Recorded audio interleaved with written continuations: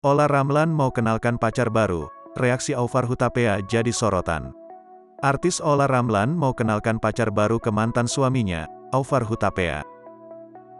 Janji Olla Ramlan untuk mengenalkan pacar baru itu terungkap saat dirinya diundang ke acara FYP, yang dipandu Raffi Ahmad dan Irfan Hakim. "Nanti aku kenalin ya ayang aku ya," kata Olla Ramlan. Namun bukannya didukung, Aufar Hutapea justru menolak ajakan tersebut dengan mentah-mentah. "Enggak," seru Aufar tegas. Kabar Olla Ramlan punya pacar baru itu diketahui dari mulut Aufar Hutapea.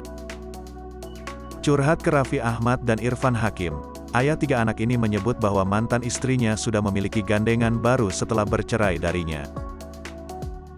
Sayangnya tak lama, ayah sambung Sean Michael Alexander ini tiba-tiba melarang ex-istrinya untuk menjalin hubungan asmara lagi. "Nggak ada itu, nggak boleh," serunya. Larangan Aufar Hutapea ini sontak membuat Olla Ramlan terkejut. Dia langsung memprotes mantan suaminya tersebut di hadapan Raffi Ahmad juga Irfan Hakim. Tak terima, Olla lantas membongkar kedekatan Aufar dengan wanita lain. "Ya bolehlah, kamu aja ada perempuan boleh," ungkapnya.